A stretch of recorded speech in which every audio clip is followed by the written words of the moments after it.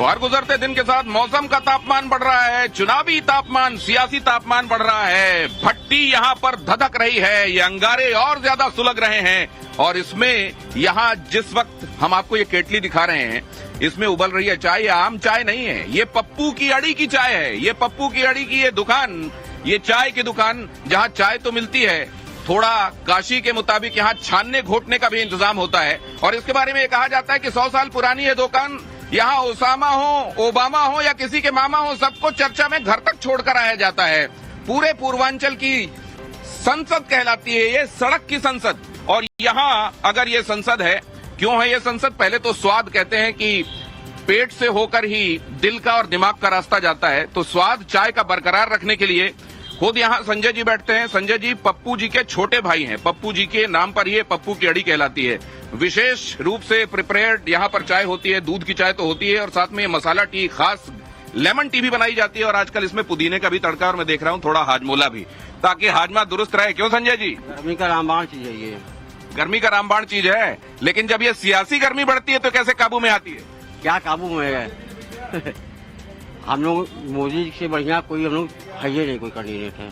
10 सालों जो लोग नहीं देखने को मिला, वो ज्यादा देखने को मिला। तो गर्मी ऐसे काबू में आ जाती है। एक नाम ये लेते हैं, अभी लिया इन्होंने, प्रधानमंत्री नरेंद्र मोदी, और सारी जो इधर उधर की गर्मियां काबू में आती। इधर भी देखिए आप, इन्होंने लिखा हुआ है ये मोदी का परिवार है। अब जरा आपको इस पप्पू की अड़ी में अंदर लेकर आता हूं। अगर आप आए किसी, मतलब पप्पू की अड़ी आपको बताई गई है, अगर आपने स्वयं आकर नहीं देखा है तो आपके दिमाग में जो होगा परसेप्शन होगा, कोई बड़ी सी दुकान, कोई बड़ी सी जगह होगी जहां सारे लोग जुटते होंगे।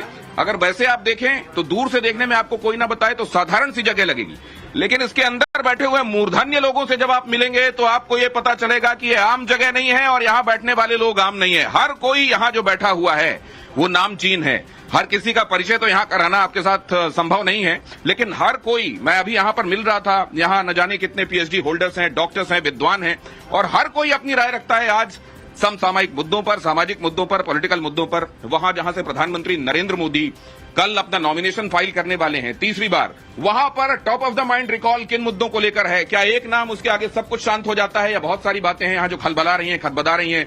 पूर्वांचल, क्योंकि पूर्वांचल से आने वाला हर एक राजनीतिक व्यक्ति कभी ना कभी यहां आया हुआ है, ऐसा दावा किया जाता है। पूर्वांचल की राजनीति का यह सबसे महत्वपूर्ण अड्डा इस समय क्या सोच रहा है, क्या देख रहा है, वो मैं यहां पर चर्चा करूंगा, बताऊंगा आपको। वहां प्रशांत पांडे जी बैठे हुए हैं, अशोक पांडे जी माफ कीजिए बैठे हुए हैं भारतीय जनता पार्टी की तरफ से। यहां पर मयंक चौबे जी भी अभी मुझे दिखाई दिए थे। इधर कोने में आप क्यों बैठे हैं? ये कोने में बैठने की कोई खास वजह है क्या? नहीं। यहाँ कोने में महसूस तो नहीं कर रहे हैं आप बनारस में? आप आइए। अच्छा, यहाँ पे आपको जगह नहीं मिल रही। रविकांत विश्वकर्मा जी भी हमारे साथ यहाँ पर मौजूद होंगे। रविकांत जी, किस तरफ हैं आप? आप भी थोड़ा कोने में दिखाई दे रहे हैं, समाजवादी पार्टी की तरफ से हैं ये। आप भी कोने में हैं, और मैं देख रहा हूं कि मयंक चौबे जी भी कोने में हैं। अशोक जी जरूर यहाँ प्रोमिनेंटली, जैसे ही आप आएंगे तो सामने आपको बैठे हुए दिखाई देंगे। किसके दिमाग में क्या मुद्दा प्रोमिनेंटली चल रहा है उस तरफ ले जाऊं। पहले देखिए जरा पूर्वांचल का गणित इस बार कह क्या रहा है।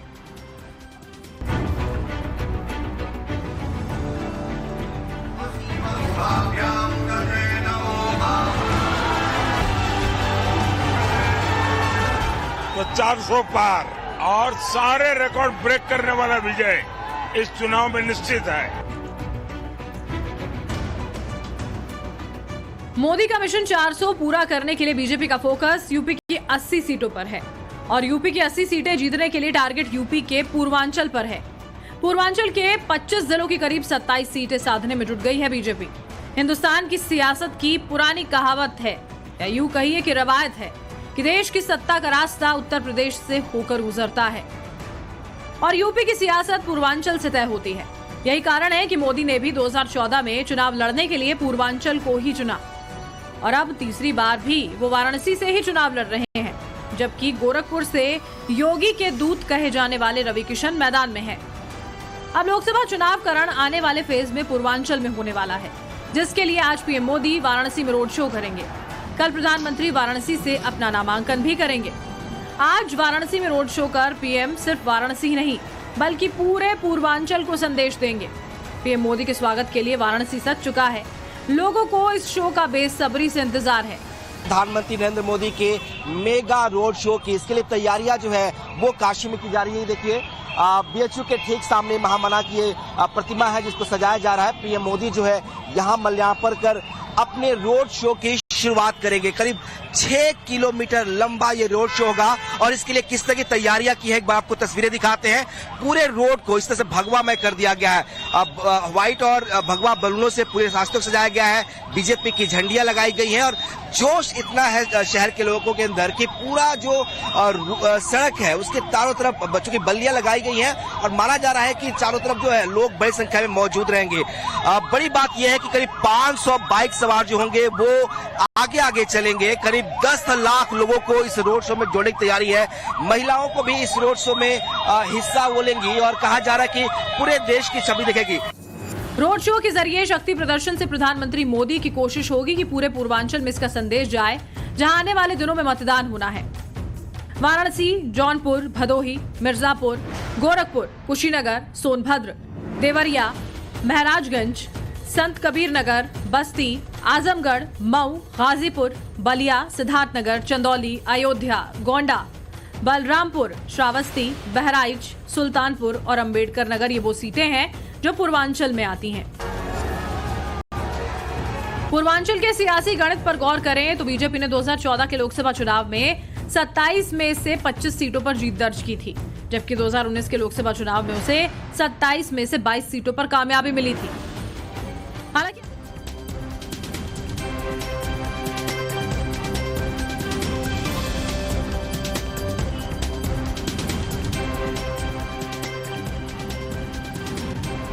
तो ये रिपोर्ट आपने देखी और एक बार फिर से मैं बता दूं कि पप्पू की अड़ी में हूं, जहां सुई से लेकर सैटेलाइट तक सब डिस्कस किया जाता है, तथ्यों और तर्कों के साथ डिस्कस किया जाता है। अभी मेरी अशोक पांडे जी से बात हुई जब आप ये रिपोर्ट देख रहे थे। मैंने कहा, अशोक जी इस जगह को आप किस तरीके से जानते हैं? कहते हैं वो बिग बॉस का अड्डा नहीं है, ये बिग बांस का अड्डा है। ये बिग बांस, मैंने कहा बिग बांस मतलब बांस सुन के तो उन्होंने कहा नहीं ऐसा नहीं है, तथ्यों और तर्कों पर एक दूसरे से जमकर भिड़ते हैं, लेकिन अगर फिर किसी पे आंच आती है तो बांस लेकर उसके सपोर्ट में हम खड़े हो जाते हैं। तो ये यहाँ का भाईचारा है, इस तरीके से आपस में भिड़ते भी हैं, साथ में स्नेह भी कायम रहता है। तो एक बार फिर से वो मुद्दे जो यहाँ के लोगों के जहन में इस समय चल रहे हैं, क्या सबसे ऊपर केवल मोदी नाम, उसके बाद सारी बातें शांत हो जाती हैं? कई बातें हैं जो दिमाग में उमड़ घुमड़ रही हैं। पहले तो मैं अशोक जी से बात की शुरुआत करूंगा। चाय कैसी बनी अशोक जी? बहुत बढ़िया, बहुत बढ़िया। तो इस बार चाय सबको अच्छी, मयंक जी को भी अच्छी लग रही होगी या आप ही भर को बढ़िया लग रही है? देखिए, अच्छी तो सबको लग रही है, लेकिन विचारों की बात हो सकती है। मेरा एक कहना है कि हम बनारस के लोग बड़े खुशनसीब हैं कि देवताओं के देवता भोलेनाथ यहाँ रहते हैं, नेताओं के नेता नरेंद्र भाई दामोदर दास। क्या बात है, क्या बात है। हाँ। ये सबसे महत्वपूर्ण है। और सबसे बड़ी बात है कि बनारस तो एक ऐसी जगह है कि इसके पहले बदल तो रहा है काशी। हाँ। इसके पहले कलकत्ते से एक नरेंद्र आए थे। हाँ। उन्हें बनारस ने मोहर लगाकर विवेकानंद बना दिया था। हाँ। और पूरे दुनिया में उन्होंने सनातन का डंका पीटा। और दूसरे नरेंद्र गुजरात से आए थे। हाँ। जनता ने फिर उन्हें पीएम बनाया और विवेकानंद के रास्ते को पूरे दुनिया में लहराने का काम कर रहे हैं। आज दुनिया में बदलाव आ रहा है। जो अमेरिका, ये वाली जो आपने एनालॉजी ड्रॉ की, ये तो कमाल थी। ये जो समानता आपने कही, वो नरेंद्र बंगाल से आए थे, विवेकानंद बने, पूरी दुनिया में सनातन का डंका बजाया। और इस बार जो अमेरिका वीजा नहीं देता था, आज नरेंद्र मोदी को जीजा मानने को तैयार है। इससे बड़ी बात क्या हो सकती है? जो वीजा नहीं देता था वो जीजा मानने के लिए तैयार है। ये एनालॉजी भी सुन लीजिए। ये काशी में ही आपको इस तरह की एनालॉजीज मिल सकती हैं। हमारे साथ ये बीएचयू के डीन रहे सर भी मौजूद हैं, कौशल किशोर जी मौजूद हैं मेरे साथ। सर नाम स्मरण नहीं रहा, इसके लिए माफ कीजिएगा। मैं बीच में आप सब लोगों की प्रतिक्रियाएं भी जो यहाँ लोग मौजूद हैं वो भी चाहता हूं मैं। अशोक जी तो हमने सुना, उनको मैंने इंट्रोड्यूस किया, भारतीय जनता पार्टी की तरफ से अपना पक्ष रख रहे हैं। आप किस तरीके से देखते हैं यहाँ चीजें? हम खांटी बनारसी हैं। बनारस में रसते हैं, बनारस में बसते हैं, बनारस को जीते हैं। अब बनारस को मस्तिष्क से सोचते हैं। आज जो रोड शो आज मोदी जी का होने वाला 1-2 घंटे बाद, ये रोड शो नहीं है। ये कोई इसको रोड शो माने तो उसको रोड शो ना माने। यह एक देश को प्रेरणा देने का शो है मोदी जी का। क्यों? क्योंकि यहाँ अफ्रीकन नहीं बसते, दक्षिण भारतीय बसते हैं, लेकिन वो अफ्रीकन नहीं है। यहाँ जो है बंगाली बसते हैं, यो यूरोपियन नहीं है। यहाँ जो पूर्वोत्तर भारत के लोग बसते हैं वो चीनी नहीं है। वहाँ जो अन्य प्रदेशों के लोग वो अंग्रेज नहीं है। तो ये देश ये अरे तो इस्तीफा करा तो दिया आपने, अब और कहाँ घर तक छोड़ने जाएंगे क्या? मुझे इस्तीफा से क्या होता है? कितनी बड़ी गाली उन्होंने दी भारत की संस्कृति को। नस्लवाद, भारत कभी नस्लवादी नहीं रहा। भारत ने नस्ल का सम्मान नहीं किया। भारत एकजुटता की, एकत्व की बात करता है। तो भारत जो नस्लवादी गाली हमको दी गई उसकी चोट तो हमको, नस्लवादी गाली दी गई है उसकी चोट है, और इस तरह की विभाजनकारी बातें बिल्कुल नहीं होनी चाहिए थी। लेकिन अब जरा मयंक जी, पूर्वांचल, पूरे पूर्वांचल का मूड यही है क्या जो हम सुन रहे हैं? नहीं, ये 2-4 लोगों का है जो आपके सामने इस तरह की बातें कर रहे हैं। आप काशी में जाइए, लोगों से मिलिए, आपको मिलेगा कि पिछले काशी 10 साल से कितनी परेशान है। हमारा जो काशी है विश्वनाथ जी के नाम से जाना जाता है। हम उन्हीं के लिए हर हर महादेव का नारा यहाँ पे तो आपको पहले से काशी सकारात्मक रूप से बदली हुई अच्छी नहीं लगती? ये कॉरिडोर अच्छा नहीं लगता? पहले से चीजें बदली, घाट साफ हुए, सड़कें चौड़ी हुई, ये सब अच्छा नहीं लग रहा आपको? नहीं, अच्छा तो आपको भी लग रहा होगा जी, जो समझ में आ रहा है। जैसे हम लोग खुद जनप्रतिनिधि हैं, सड़कें तो ऊपर ठीक करी गई मगर अंदर सीवर लाइन गलियों में बह रहा है। मंदिर के पास आज भी सीवर लाइन बह रहा है। अरे तो पहले से चीजें पॉजिटिव हुई हैं कि नहीं हुई? कहते रहे पॉजिटिव। अगर आप बात करते हैं जहाँ पे सैकड़ों मंदिरें थे वहाँ पे एक मूर्ति रख के आज के दिन आप वो जो समस्याएं जिनकी बात आप कर रहे हैं, क्या उन सब समस्याओं के यहाँ तक चले आने के लिए आप कांग्रेस को भी जिम्मेदार मानेंगे कि नहीं मानेंगे कि सब मोदी जी रात भर में ठीक कर दें? नहीं, कांग्रेस जिम्मेदार है, मगर वो कांग्रेस जिम्मेदार है भेल बनाने के लिए, सेल बनाने के लिए, गेल बनाने के लिए। मगर ये इनकी जिम्मेदारी है, ये मंदिर और मस्जिद में लोगों को बांट रहे हैं। भेल, सेल, गेल की भी बात हो गई। समाजवादी पार्टी के पास भी आए आपके साथी हैं, जरा इनसे भी सुन लें। हमने उधर सुना कि तमाम तरह की ऐसी बातें कांग्रेस की तरफ से बोली जा रही हैं जो सनातनियों को, इस देश के रहने वालों को ठेस पहुंचाने वाली बातें हैं। और इधर कहा जा रहा है कि भेल, गेल, सेल हमने सब बनाया और यहाँ पर विकास के नाम पर सिर्फ ऊपर ऊपर कुछ कर दिया गया है, वैसे कुछ खास नहीं हुआ। जैसा कि आपने कहा इन 10 सालों में ये नहीं ये हुआ, ठीक है। आपको संज्ञान में डाल दें कि बनारस में सर्वाधिक प्रतिनिधित्व। अरे संजय जी, हमको भी एक चाय दे दीजिए तो मूड सेट होगा, वरना हम चाय नहीं पियेंगे तो वो वाली पप्पू केहड़ी वाली तासीर कहाँ से आएगी जी? जो अभी के 10 साल का आप हिसाब देख रहे हैं या मांग रहे हैं, बनारस में सर्वाधिक प्रतिनिधित्व भाजपा का ही रहा। लगभग जहां आप बैठे हैं, यहाँ पर 45 साल से लगातार एक ही परिवार का विधायक, मंत्री, सांसद रहा है। पहला चीज। दूसरी बात, और जिस विकास की बात कर रहे हैं, इस 80 से बगल में नगवा है, 80 से लेकर नगवा तक 300 घरों को अवैध तरीके से नोटिस दिया गया है गिराने के लिए। तो विकास ऐसा नहीं होना चाहिए जिसमें किसी का विनाश हो। तो विकास के नाम पर कमजोर होगा। एक बात बताइए, जब आप विकास करते हैं जी, जब आप एनक्रोचमेंट्स हटाते हैं, जब आप आगे की तरफ बढ़ते हैं, तो ये सब काम अपरिहार्य होते हैं या इस सब के लिए ठीकरा फोड़ के स्टेटस को, पॉलिसी पैरालिसिस जिसको कहा गया था यूपीए के समय, वहां अटके रहना चाहिए? नहीं, वहां नहीं अटके रहना चाहिए, लेकिन जो आवश्यक हो उसको आप इंक्रोचमेंट हटाइए। ये नगवा क्षेत्र में लगभग 500 वर्षों से वहां के उनके पुरख रहते थे। आप यहाँ भी 80 के कई लोग हैं, ये बगल की मामला है, लेकिन वो यही भाजपा के वर्कर हैं, लेकिन आज रो रहे हैं। जब किसी का घर उजड़ता है, पिंजड़ा उजड़ता है ना, तो रोता है। विकास के साथ हम भी है, लेकिन मेरे को अभी तक भारतीय जनता पार्टी का कोई ऐसा व्यक्ति मिलना बाकी है जो ये कहे कि हम भारतीय जनता पार्टी के कार्यकर्ता हैं और हमको असल में आंसू आ रहे हैं। ये आप कह रहे हैं सिर्फ अभी मेरे को मिलना बाकी है, लेकिन नहीं, एक सेकंड। अभी सिर्फ 4 दिन पहले यहाँ पे जो वर्तमान विधायक है, यहाँ प्रचार इसी क्षेत्र में आए थे, जनता ने दौड़ा के भगा दिया। और वो जनता जो बोल रही थी, आपके पास जो वीडियोस आए होंगे कि हम मोदी को वोट। अशोक जी सुन रहे हैं ना, आपके यहाँ से दौड़ा के भगा दिया गया, इसका जवाब मैं लूंगा। अब जरा यहाँ के लोगों से भी बात हो। सर काशी है, सच्चाई क्या? नहीं सच्चाई ये है, एक कुछ सच्चाई भी है। नहीं, एक बड़ी जरूरी बात जो दौड़ा के भगाते हैं लोग, उस समाजवादी लोग हैं। भाजपा के लोग दौड़ा के नहीं भगाते, मंथन करते हैं, बातचीत होती है, मंथन का तो समाजवादी लोग दौड़ा के किसको भगा रहे हैं? गुंडे हैं, वो गुंडे लोग हैं जो दौड़ा के भगाते हैं। दौड़ा के भगाते नहीं है, दौड़ा के। तो ये तो वीडियो भी ले आए, देखिए वीडियो, सौरभ श्रीवास्तव को भगाया जा रहा है, काशी की जनता भगा रही है, सौरभ श्रीवास्तव को दौड़ा के भगा रहे हैं। इसको दौड़ा के भगाना कहते हैं, अतीक दौड़ा के भगाते हैं, मुख्तार दौड़ा के भगाते हैं, कांग्रेस दौड़ा के भगा दिए जाते हैं। ये गुंडाई कर रहे हैं क्योंकि इनके नेता गुंडा है। उनका जरा जो चुनाव लड़ रहे हैं इनके नेता, उनका देखा जाए गुंडाई का इतिहास तो आपको पता लगेगा कि इसी तरह की भाषा बोलते हैं। समाजवादी पार्टी गुंडाई करती है और इसीलिए ये सब काम करती है। ये एक सेकंड इधर की बात ले ले। देखिए लोकतंत्र है, लोकतंत्र में विरोध है। जिस सौरभ श्रीवास्तव को भगाने की बात कर रहे हैं, सौरभ श्रीवास्तव का वहाँ के क्षेत्रीय लोगों ने अगर विरोध किया, उनका अधिकार है किया, लेकिन मैं आपको प्रश्न कर रहा हूँ, भारत में जो समाजवाद का अर्थ क्या है? एक खानदान के पूरे खानदान के बाद जब सीटें बचती हैं, कोई लेने वाला नहीं होता है, तो तीसरे चौथे कैंडिडेट को खड़ा किया जाता, उसका नाम समाजवाद है। एक खानदान के लिए देश के सबसे बड़ी पुरानी पार्टी को नष्ट कर दिया जाता है, उसका नाम कांग्रेस है। आप में मुझे बताइए, संस्था बड़ी होती है या व्यक्ति बड़ा होता है? कांग्रेस में व्यक्ति बड़ा है, समाजवाद में व्यक्ति बड़ा है। नरेंद्र मोदी एक संस्था है। नरेंद्र मोदी भाजपा का नेतृत्व करता है, वो एक संस्था है। ये कहीं नहीं है कि नरेंद्र मोदी के बाद नरेंद्र मोदी का कोई। तो आपने ये बात सुनी है, इसको बहुत ध्यान से सुनिएगा कि कहीं पर एक व्यक्ति जो है वो पूरी संस्था बनने की कोशिश कर रहा है, अपना परिवार को संस्था बनाने की कोशिश कर रहा है, और कहीं संस्था ने एक ऐसा व्यक्ति बनाया है कि वो व्यक्ति अपने आप में एक संस्था दिखाई दे रहा है। ये इधर की बात भी लेता हूं मैं जरा, ये सुन रहे हैं आप? इधर दोनों एक तरफ भगाने की बात कही जा रही। गुंडों बदमाशों के समर्थक है ये आतंकवादी। मैंने सबसे बड़ा गुंडा मुख्तार के मजार पर जा रहे हैं, और किसी यादव के मरने के बाद बड़े यादव भी अगर नेता मरे हो, कभी नहीं आया अखिलेश। आप पूछिए इनसे। ये जो आप कर रहे हैं ये ठीक है क्या? अभी बात हो रही है बंगारू लक्ष्मण, इनके पार्टी के राष्ट्रीय अध्यक्ष हैं। देश के साथ हथियार सौदे की डील वो आतंकवादियों से करते पकड़े गए। उनको कोर्ट ने सजा सुनाया सर, उनको कोर्ट ने सजा सुनाया।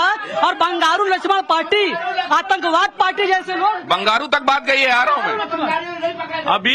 अभी विद्वान साथी ने कहा संस्था बड़ी होती है, उस बात से मैं सहमत हूँ, लेकिन आप देखिए कहीं भी ये नहीं लिखा कि भाजपा सरकार, हर जगह लिखा है मोदी सरकार। ये व्यक्ति विशेष को बड़ा बताने की बात करते हैं, संस्था को बड़ा बताने की बात नहीं कर रहे, ये बात है। और यहाँ से दूसरी बात आ रही है, अभी आपने व्यक्ति की बात की और संस्था की बात की, आप लोगों ने वहाँ से कहा जा रहा है कि वहाँ देख लीजिए असल में एक ही व्यक्ति है, पर पार्टी का कोई नाम नहीं ले रहा है। पार्टी का भारतीय जनता पार्टी तो कमल का फूल लेके कर रहा है, वो तो वोट दे दिए कमल के फूल को, अखिलेश का नाम नहीं हो रहा है।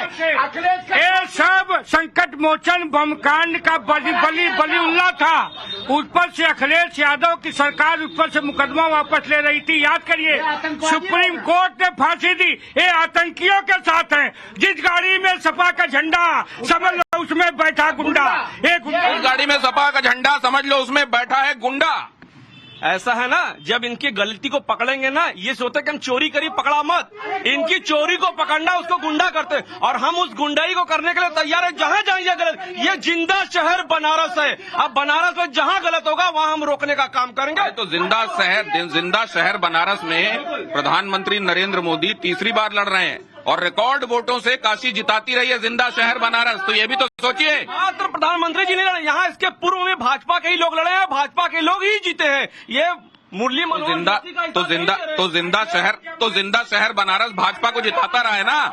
लोकतंत्र में कोई न कोई किसी को जिताता, किसी को जिताना हराना गलत बात नहीं है। लेकिन जहां इन्होंने कहा कि सौरभ श्रीवास्तव जो यहाँ के विधायक, उनको भगा रहे थे, गुंडे लोग थे, तो जो भी गलत करेगा उनको हम भगाने का काम करें। सारे लोगों से एक राउंड बात होनी चाहिए जो यहाँ बैठे हुए हैं, सारे लोगों से एक राउंड बात। पांडे जी आप सुन रहे हैं, यहाँ पे कई सारी बातें हुई, विधायक को भगाए जाने की बातें भी हुई, और जिस गाड़ी में झंडा सपा का उसमें पक्का बैठा है गुंडा, ये बातें भी। मैं तो नॉन पॉलिटिकल हूँ, मैं यही कहूंगा कि काशी के अंदर अगर मोदी जी को ढूंढना हो तो जो कांग्रेस के परिवार वाले हैं उनके पास भी जरा ढूंढ लीजिए, और सपा के परिवार वाले हैं उनके पास भी ढूंढ ले। कहीं ऐसा न हो कि इनके फैमिली का वोट जो है मोदी जी को जा रहा हो।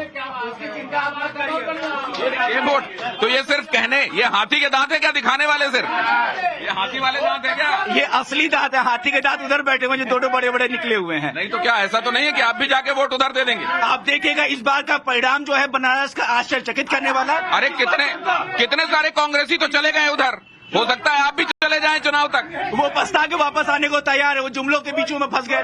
कौन आ रहा है वापस पछता के, बताइए? अरे सारे लोग आ रहे हैं, चिंता मत करें। कितने प्रवक्ता चले गए, कितने नेता चले गए। आप ईडी सीबीआई करते रहे, और न जाने कितने नेता चले गए। हो सकता है आप भी चले जाएं। इनके भी सैकड़ों नेता ज्वाइन कर रहे हैं, जो नेता करेंगे। आम आदमी से भी बात करेंगे आप। अरे आम आदमी से भी बात कर लेते हैं। हाँ, ये आदमी बताइए। सर मैं नॉन पॉलिटिकल आदमी हूँ, मतलब मैं छात्र हूँ, और मैं यही चाहता हूँ कि मोदी जी 4 लाख वोटों से जीते, मतलब 400 पार होए, 400 नहीं 4 लाख मतलब 4 लाख पार हो जाए। अरे तो इससे ज्यादा से मार्जिन से जीतते रहे हैं वो। जीतते रहे, मगर वो चाहे कि युवाओं के कुछ ध्यान दें, क्योंकि जो पेपर लीक हो रहे हैं, जो लड़के घर बैठे हैं, जो बेरोजगारों की जो संख्या बढ़ रही है।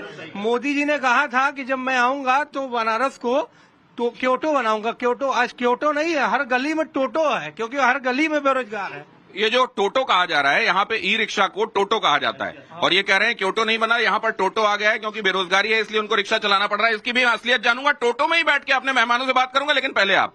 सर, ये काशी जो है ना, ये मिनी इंडिया है। यहाँ south Indian, north Indian, east Indian सब लोग बसते हैं। इसकी एक अलग पहचान है। हम दक्षिण भारतीय, 100 साल पहले मैं यहाँ गया था, मेरे पिताजी आ गए थे। तो इसका जो महत्व है ना, वो किसी का भी नहीं है। काशी को हम लोग अपने दिल पे रखते हैं, और मोक्ष मिले इसलिए हम लोग यहाँ आए हैं। काशी में बहुत सारे सियासत में मोक्ष किसको मिलने वाला है? सियासत में देखिए, जहाँ तक मैं साफ बता दूं, जहाँ तक काशी की बात है, तो मोदी जी तो 100% नहीं 200% जीतेंगे, इसमें तो कोई शक ही नहीं है। इसमें बहस करना बेकार है। I think will waste our time. लेकिन सर, इसकी वजह आप सोचते हैं, एक आदमी को इतने बड़े बहुमत से जिताया जा रहा है, देश में उसका डंका बज रहा है, विदेश में उसकी जय जयकार हो रही है। जब यहाँ से बात कही जा रही थी, कुछ एक मुद्दे कहे जा रहे थे, निश्चित रूप से मुद्दे एग्जिस्टेंट हैं, उनको सुलझाया भी जाना है। हमें कभी ऐसा नहीं होता कि मुद्दों के मामले में रिक्तता आ जाए, सारी चीजें सुधर जाएं, एकदम ऐसा कभी नहीं होता। लेकिन आपको ये क्रेडिट भी तो देना पड़ेगा ना कि पहले और आज स्थितियां कैसी। देखिए, सीधी फर्क आया पहले से, ऐसा नहीं है कि एकदम नहीं आया। इन्होंने आया, काफी डेवलपमेंट किया, रोड के डेवलपमेंट हुए हैं, बाकी सी डेवलपमेंट हम उस पर पल गया। लेकिन कुछ जगह कमियां, जैसे जॉब्स की बात है, तो युवक जो बेरोजगार हैं, ये भी एक सच्चाई है। इसको सरकार को इस पर ध्यान देना चाहिए, क्योंकि जो एक अंदर से जो उनके जो बढ़ रहा है आक्रोश ही मैं कहूंगा, बच्चों का आक्रोश बढ़ रहा है। क्योंकि मेरे अभी कल की बात है, 2 दिन पुरानी बात है, एक सीवर सफाई के लिए ग्रेजुएट लड़का है, तो मुझे बहुत तकलीफ हुई थी।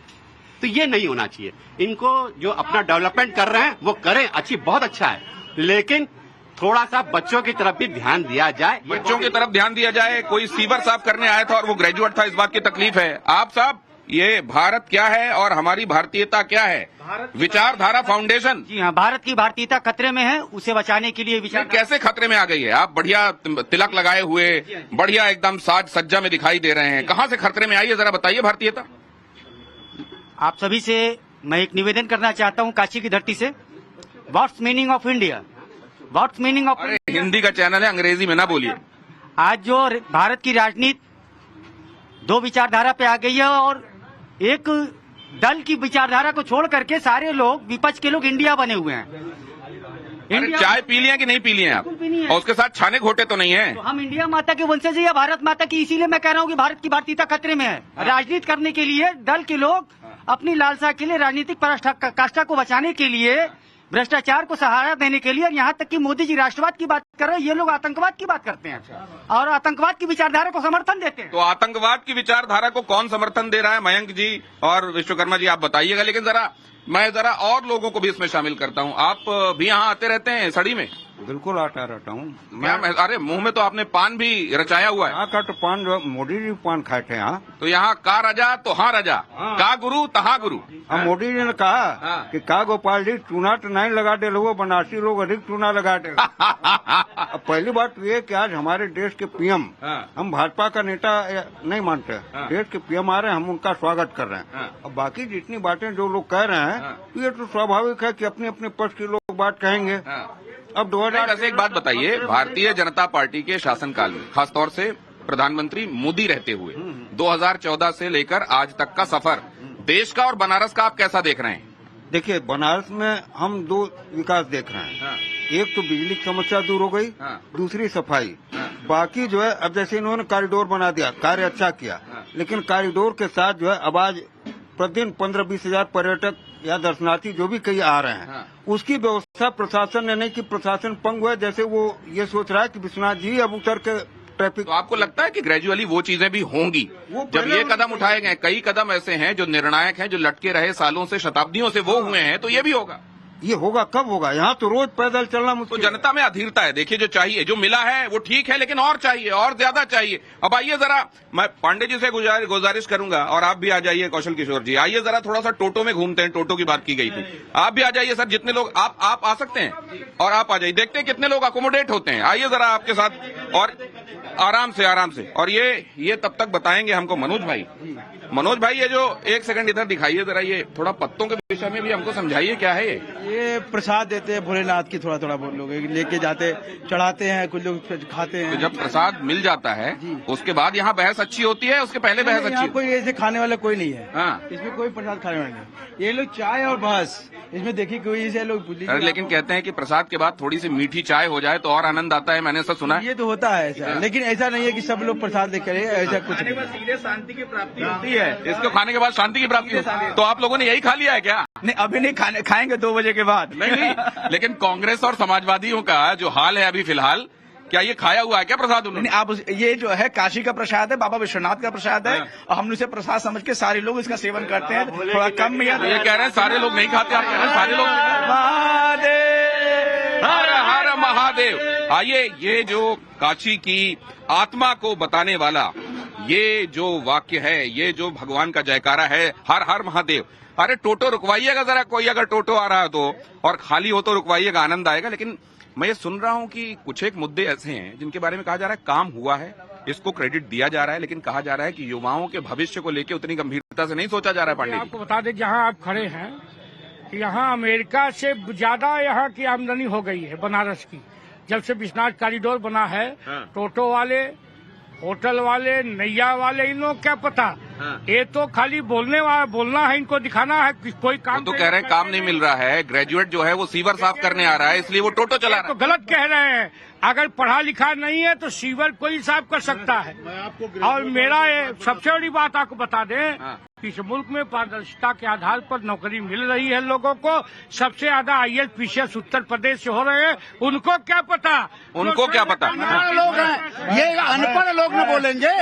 ये टोटो कोई PhD टोटो नहीं चलाता, हम तो अध्यापक हैं, हम जानते हैं। 100 PhD मैंने करा, हमारा कोई PhD स्कॉलर टोटो नहीं चलाता, लेकिन व्यवसाय करता है, वो उद्योग करता है, वो स्किल करता है। टोटो, अच्छा टोटो का था, रुकवाइए टोटो। बनारस की आर्थिक व्यवस्था को मजबूत किया, पुरुषार्थ मॉडल आप इकोनॉमी पैदा की, धर्म अर्थ काम मोक्ष, धर्म के आधार पर, कर्म के आधार पर मोक्ष तो नगरी है ही है। तो यह पुरुषार्थ मॉडल का जो अर्थ, इस शहर में जो पहले नंबर पर था डॉक्टर राजेश बिसा जो जीता था, वो भाजपा में है। आगे जो दूसरे पर सालनी थी, जो दूसरे पर सालनी थी, जो यहाँ 3rd क्लास का है, 3rd क्लास का अजय राय, उसको लड़ा के मोदी को लाएंगे।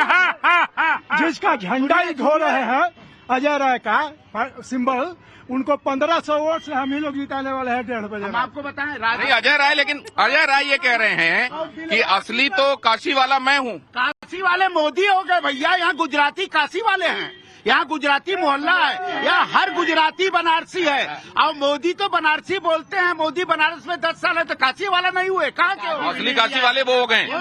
हम पूरे हिंदुस्तान को काशी वाला मानते हैं कि बनारस पूरा तो वो तो मान ही रहे हैं, ये वो मान रहे हैं, वो मान रहे हैं, वो मान। देखिए भौजाई हो गई, जब इटली से आके भौजाई हो गई, लुगाई हो गई, तो मोदी हमारे भाई हो गए, खराब है क्या? जब इटली से आके भौजाई हो गई तो मोदी हमारे भाई हो गए, इसमें खराब है क्या?